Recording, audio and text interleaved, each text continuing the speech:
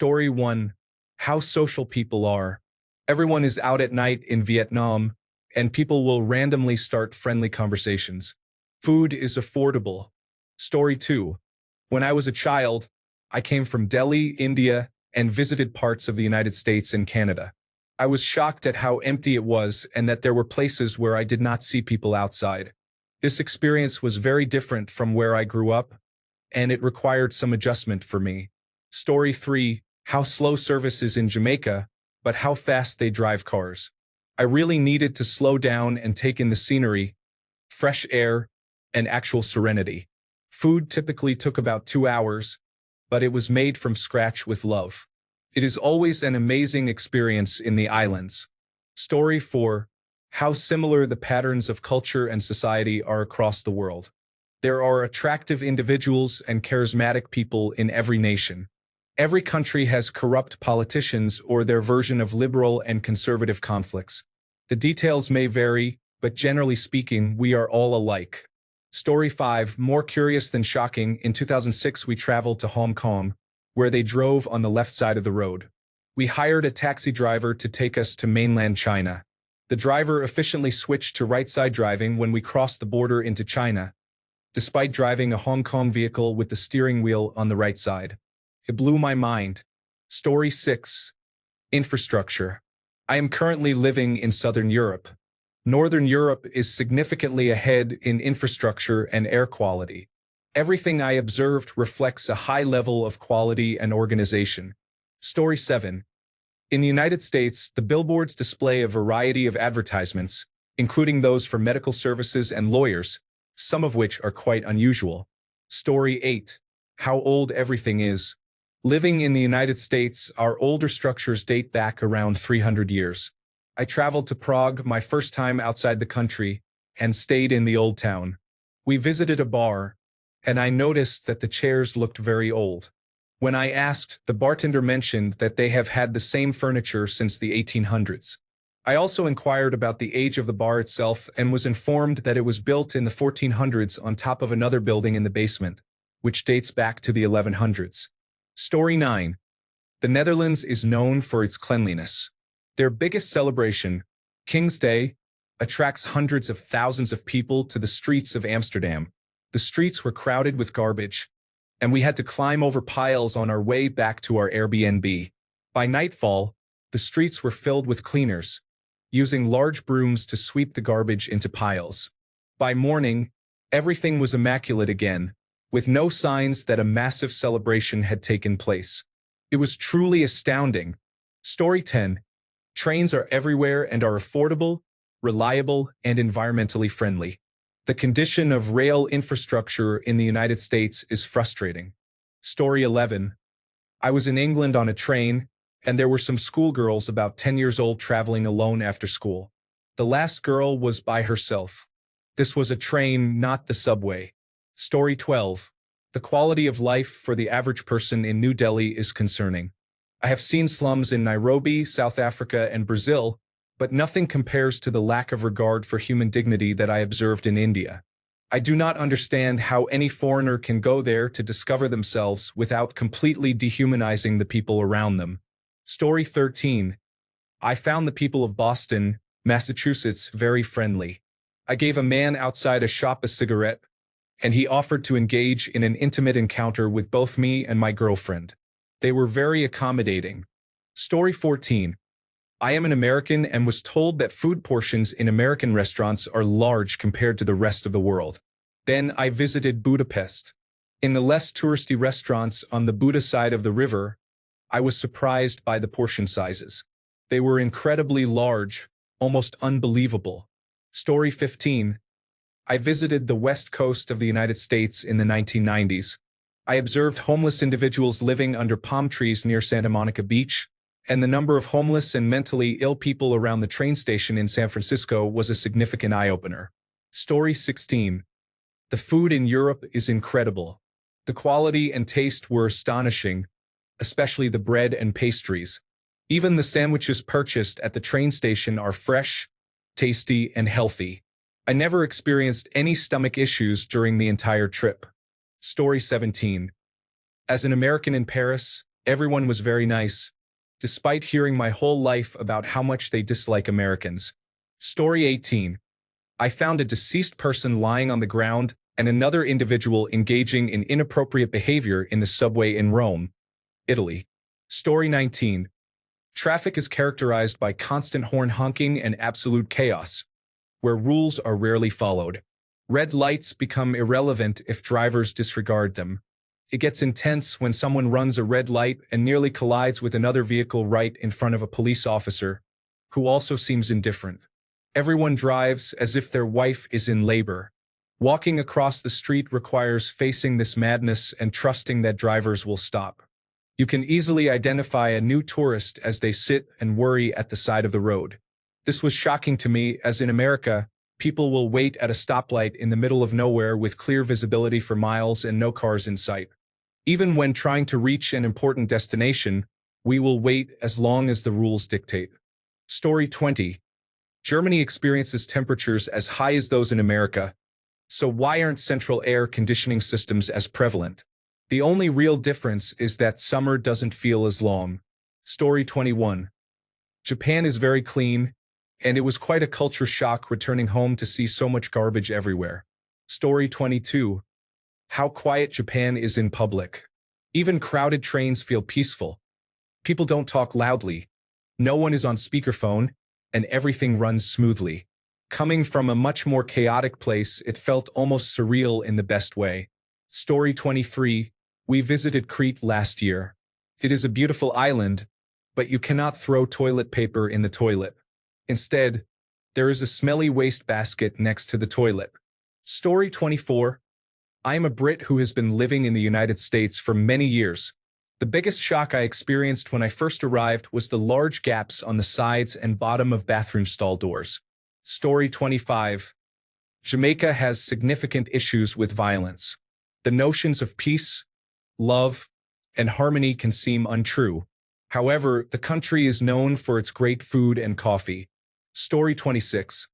I was extremely spoiled growing up in a large city next to a subway station, never realizing that someone might actually need a car or have to wait until Sunday to go shopping.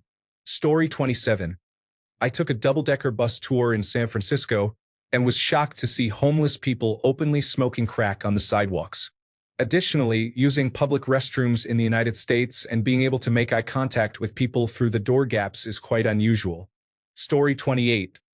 First time visiting Thailand and my first time traveling outside of Scandinavia. When the taxi picked us up from the airport, I was shocked. The taxi driver drove like a maniac in my eyes. He didn't pay attention to the speed limit and didn't maintain a distance from other vehicles. After a few days, I realized that everyone drove like that and that safety wasn't a priority because people didn't wear helmets or seatbelts, and a whole family could ride together on a moped. I wasn't prepared for such a significant difference in traffic safety compared to Scandinavia. Story 29. I am a New Yorker whose first time abroad in the early 1990s was in London, and I was amazed when taking a ferry upriver that all the bridges were thoroughly painted. I was so used to seeing rusty and unmaintained infrastructure, but these were people in a 2,000-year-old city that had the long view. Story 30. I traveled to Scandinavia and realized that the United States is not the greatest country in the world. It was refreshing and gave me hope, despite being told my whole life that my country was the best. I loved the trains, the environment, the fashion, and the incredible food. The people were friendly, and I especially loved Denmark the most. Story 31. I was recently in Germany and France and had several occasions to take the subway. I am 67 years old, and without exception, someone offered me their seat when I got on. I am able-bodied and honestly felt a little offended at first, but then I realized how respectful everyone was being. It saddened me to think this would never happen in the United States. Story 32. This isn't exactly profound, but there are many different accents in the UK. As someone from the US, I have a good handle on accents from all over, but in the UK, I could go from understanding someone completely to not having a clue what they were saying. Glasgow was the worst example of this. It's just something I had never thought about before. Story 33. I visited the Czech Republic and loved how independent the children were. I saw 6-year-olds taking public transit alone, which makes me want to raise my children there. Story 34. The first time I landed in Dubai, I really had to go to the bathroom. I was stuck in the middle seat with passengers on either side sleeping, and I didn't want to disturb them. When I saw the tiled hole in the floor and the garden hose in the stall, I wondered how I would take care of my business. I felt lost. Story 35. How nice people in Poland are. There are kind individuals everywhere, and some stand out more than others, especially in the Middle East, but that's to be expected. I was hitchhiking from Berlin to Tallinn and spent a night in Szczecin and another 2 in Warsaw. I loved the people so much that I ended up staying in Poland for another 4 weeks after visiting the Baltics. The food is also delicious. Story 36. Iceland was the best trip I ever took. What shocked me was how clean the water is. Every time I took a drink, I could even drink from any stream I happened to cross. Story 37. You cannot get unlimited sauce at McDonald's in London. Bathrooms in Japan are fascinating. They are mostly heated, provide privacy sound for flushing and washing with bidets, and are seemingly unique to Japan. Additionally, there is often no soap in public restrooms, and many places lack paper towels or hand dryers. Story 38. How Australia and New Zealand are stable, safe, and prosperous, yet few people discuss it. They are doing something right. These countries are often overlooked and overshadowed by larger nations and unions like China, the United States, and Europe. Rarely do people look to Australia and New Zealand to understand why they are so successful. Story 39. The United States has a significant presence of churches, religious-themed businesses, and billboards. Can feel quite uncomfortable for some. Story 40. Humans are inherently good, kind, and welcoming to one another. However, media narratives, particularly from the United States, can make us feel this isn't the case. Yet, when you travel, you often encounter far more nice people than otherwise. Story 41. I met the happiest people in Colombia. They dance and sing in the streets with music everywhere. I noticed that my country, the Netherlands, is full of perfectionists compared to other places in the world. Story 42. A road trip through rural North and South Dakota and Montana revealed shocking levels of poverty. People were living in shacks, and stores were boarded up with no services available. Payphones had either been vandalized or removed to discourage use by drug dealers, according to a local resident. That was over 20 years ago, and I imagine the situation has worsened since then. Story 43. From my intercontinental travels, what shocked me the most is how well we live in Europe. We are truly privileged. Story 44. How much propaganda and false information governments and businesses spread about other countries. I am from the United States, and essentially, everything is a lie. Story 45. Few things from my travels that shocked me personally. Witnessing people living in earthquake rubble in Manila, Philippines, being harassed by what I assume were debtors or criminals. Participating in Ramadan in Morocco and attending the mosque for iftar prayers gave me a new perspective on the level of devotion that many Muslims experience. One cannot truly understand Islamic culture without witnessing the ritualized piety they practice daily. Exploring abandoned villages in the Sahara, which are victims of the climate crisis that few know about. I witnessed extreme levels of poverty, with elderly women struggling to carry sticks as it was their only means of livelihood. Watching a dog being butchered in front of me in a restaurant in Vietnam deeply affected me. The state of animal rights in many developing countries encouraged me to significantly reduce my meat consumption. Walking through villages, I was mobbed like a celebrity simply because of my white skin and foreign status. Every country, in some significant way, is propagandizing and narrativizing its issues. Most people seem strangely both aware and ignorant of this fact simultaneously. Story 46. In almost every foreign country I have visited, it seems that the most significant contribution to world culture is the fast food restaurant. This depresses me immensely. Story 47. Barcelona changed my perspective on walkable cities and the need for vehicles.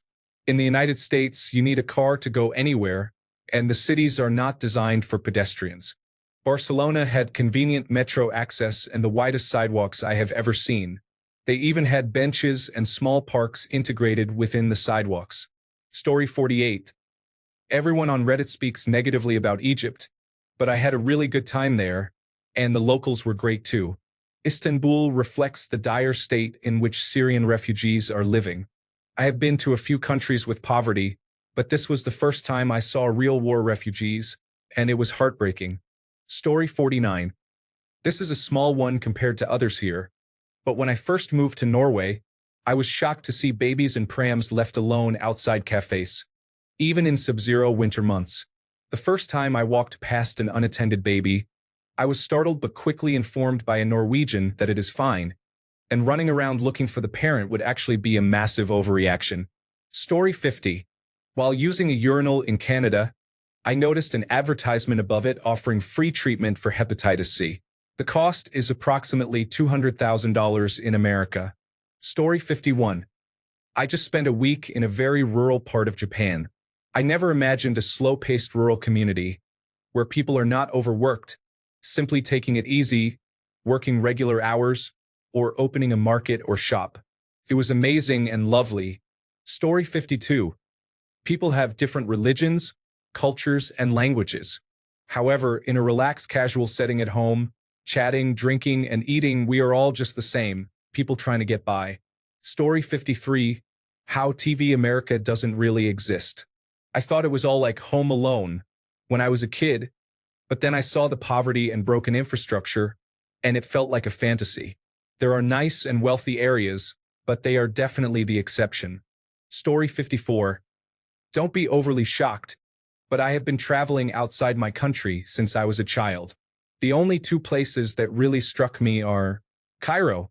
On my first day, I was walking to a local market and saw a dead cat in the road. The cat was still there 10 days later when I was due to fly home. I have never encountered dead animals not being cleaned up. Shanghai. I noticed how much everyone stared at me.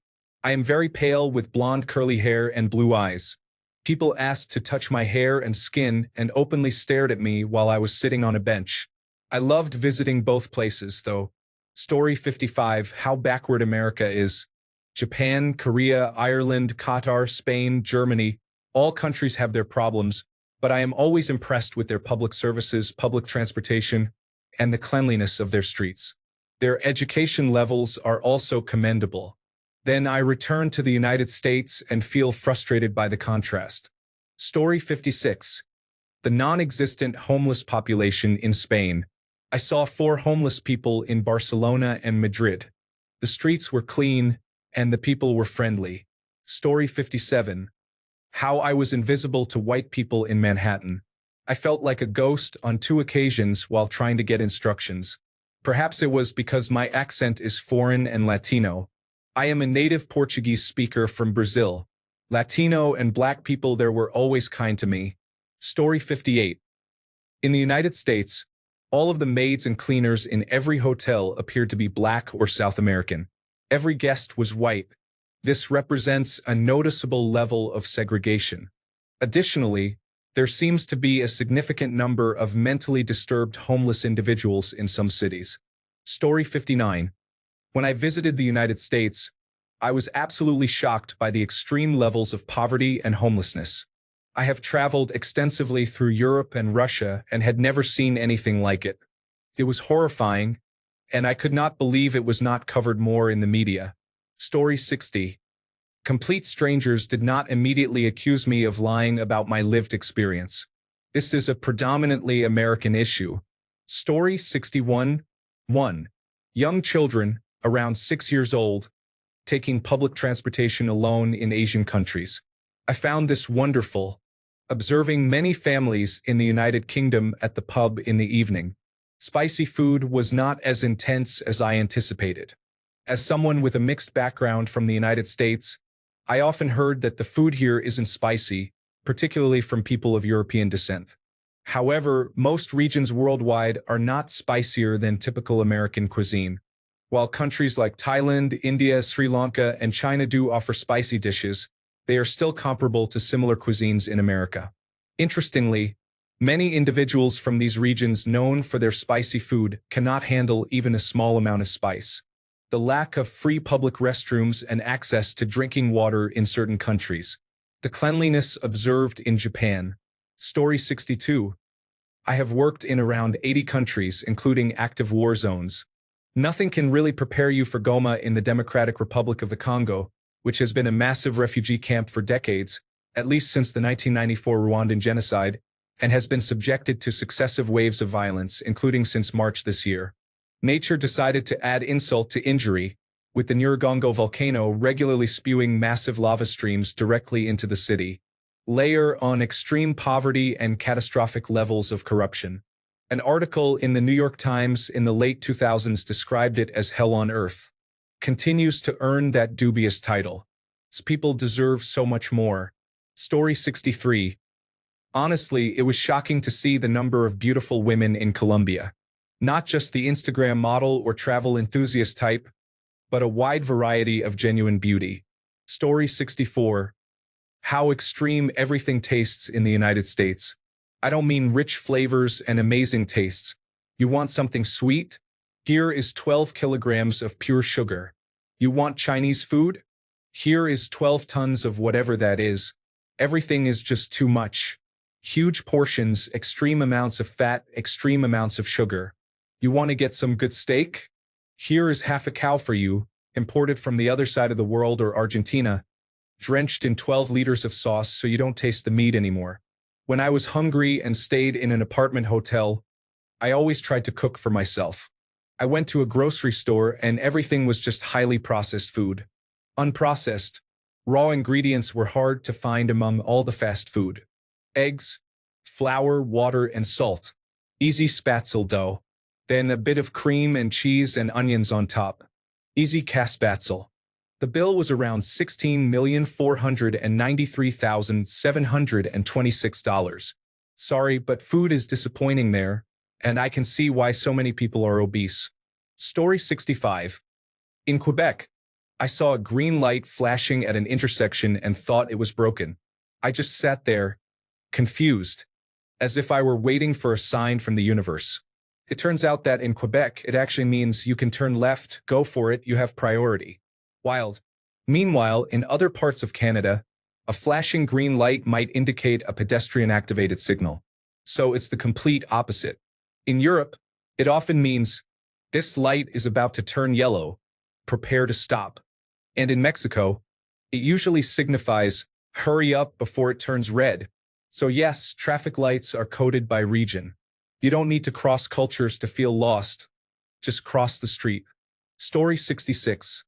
To be honest, I was shocked by how poor the United States was. The food quality was terrible, both when dining out and in the supermarkets. As a European, I could not cope with how bad the food was. The insincerity of the phrase, have a nice day, was frustrating. There also seemed to be an underlying unease, as if something could happen at any moment. Story 67. How many racist Italians are there? It was the first country I traveled to where people spat at me, refused to sit next to me on trains, trams, and buses, and exhibited many other openly hostile and aggressive behaviors. Story 68. I lived in Japan for a few years. Everything has been great, but two small concerns have stood out. First, the amount of unnecessary plastic waste is significant. Sometimes you find individual fruits in supermarkets that are wrapped in multiple layers of plastic packaging, such as a banana. Second, the amount of paperwork required can be overwhelming, especially since much of it must be completed in person. Back home in the United Kingdom, I rarely needed to visit a local council building for anything, as most services can be accessed online through government websites. In Japan, you often have to go to the city office for any changes to your living situation. If you are in the country on a visa, you will need to visit the immigration office in Shinagawa several times a year. In many ways, such as public transport, Japan has an effective system. However, like everywhere else, there are certainly flaws in the system. Story 69. France is incredible. Everyone smokes. The people are slim and the food is phenomenal. I ate 3 times what I normally do and lost weight. I was so happy when people would ask to borrow a cigarette from me, allowing me to practice my French and chat while they practice their English. I had a wonderful time. France is where my heart is. Story 70. Cuba, 2012. I'm not sure what I was expecting, but seeing new model Toyotas and Hondas parked in front of a shack was not it. I was led to believe that if people drove, it would be a 1950s-style Chevy. Story 71. Air pollution and smoking. I am in the United States, and most bars and restaurants stopped allowing smoking in the 1990s. When I travel abroad, I forget how many countries still allow smoking everywhere. Our country has its issues, but our overall air quality is not comparable to places like China or India. On my first days, I mistook the smog and smoke for fog. Story 72. No matter how hard you try learning through an application, hearing people speak as they usually do is still almost incomprehensible. They can understand you just fine since you're speaking in a very basic way, but you'll struggle to keep up. Conversation with locals is the only way you'll ever learn to engage effectively. Story 73. I travel to Southeast Asia frequently, and I remember my first trip years ago. I was aware of the poverty, the infrastructure, and the lack of safety protocols in general, but the first time I saw a family of 5 riding on a motorcycle without helmets really amazed me. It was my first time in Thailand, and I saw this frequently. Typically, the father drives, and the middle-aged child, around 5 to 7 years old, stands on the foot platform in front of him, holding the handlebars for support. The youngest child, ranging from a newborn to about 2 or 3 years old, sits on the seat between the father and mother. The mother holds the baby or toddler in front of her, while the oldest child, usually between 5 and 10 years old, sits at the back holding on to the mother. All without helmets. I have become accustomed to seeing this after all these years, but the first time I witnessed it with my own eyes, it truly amazed me. Story 74. How quick and efficient German transport is. Here in England, I once had to wait 6 hours for the bus to arrive just to take me back home from college. Story 75. I was traveling through the northern part of Europe as spring became summer. Everything was gorgeous. Trees, flowers, and pollen. One day, I woke from a nap on the train, and I couldn't see because my eyes were watering. Everything seemed too bright. It was disorienting, so I went to a hospital. After they examined me and confirmed it was just extreme allergies and even gave me eye drops, I asked where I needed to pay. They looked at me confused and said, "You don't pay. It's free here." They had to explain it several times. Felt like I won the lottery, and I felt so welcomed. I will always love Denmark for that. I'm from Texas in the United States. You can't even go to a clinic without insurance or prepaying $50 to $150. I haven't figured out how we can provide this in the United States without it being prohibitively expensive, but everyone deserves free healthcare like the Danes, and I want it for my neighbors too. Story 76. I would say China has glamour on the outside, but it feels empty on the inside. I had this feeling when I visited Kunming, Yunnan. They have large mall buildings, but when you walk inside, you realize that 60% of the stores are empty, and people are smoking indoors. In the city center, it looks glamorous, but then you start noticing that the sidewalks have some impractical designs. For example, there are large iron bars at the beginning of every major sidewalk, probably designed to stop people from using scooters, but they also make it impossible for wheelchairs or baby strollers to pass. The public roads are in incredibly bad shape. Locals say it was built by a private company, and then the government took over and rarely maintains it. When I was at the airport, people had no understanding of how to line up. They just pushed each other to get to the elevator or information counter. Story 77. How many electric toilets are there in Tokyo? I knew it was common, but I wasn't expecting to find them so frequently in places like public parks. Story 78. China is a wonderful country, especially considering the negativity and propaganda directed against it. It is safer, more civil, peaceful, and the people are very friendly, respectful, and kind. Story 79. How poor our food is and how healthy people look. Additionally, there is only one beggar compared to the large number of homeless individuals in our area. Story 80. I landed in Yanbu in northwestern Saudi Arabia for the first time, and it felt like landing on Mars. The color green seemed to be absent, and everything appeared in shades of red or orange. I did not see a woman for 2 weeks. Story 81. A couple of things. I arrived in Accra, Ghana years ago late in the day, after sundown. The first thing I encountered was being asked for a bribe by a customs official at the airport. Thankfully, I was aware of this possibility ahead of time and had a Ghanaian professor with me in the customs area to keep us from falling for such things. The next morning, while staying in a decent hotel, I looked out the window and realized we were surrounded by shanty towns and abject poverty. In Japan, after landing, I noticed the baggage handlers looking clean-cut and wearing white gloves while handling the bags with great care. It was a striking contrast to my experiences in airports in the United States. Story 82. The wait time seemed to stand still, and the peace I felt as a young child whenever I left the United States was unbelievable. I had so much stress even back then, but a simple trip to another country made the load much lighter. Story 83. I was shocked at how much I missed ice. I was totally okay with no air conditioning at the height of summer in Italy, but the lack of ice was challenging for me. Story 84. When we went to America, I was surprised that they don't have bidets and use toilet paper instead. No hate. I love you all so much. Story 85. Traveling to Norway from America, I was surprised and quite self-conscious, to be honest, by how much quieter everyone's default speaking volume was compared to back home. Story 86. How well-dressed people are when running errands or going out to eat. There are no sweatpants or pajamas like in the United States, and leggings are not worn as pants. Additionally, people tend to be thinner overall due to a lot of walking. Story 87. How ghoulish and terrible travelers are to locals. The entitlement and racism displayed often seem to persist, even when visiting another country. There is no shame and no perspective. Story 88. I'm confused about wages in the United States. Is it true that servers get paid less than the minimum wage? Or sometimes no wage at all because they depend on tips? Story 89.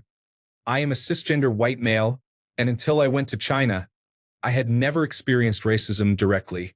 While not everyone exhibited this behavior, it was certainly present in some individuals.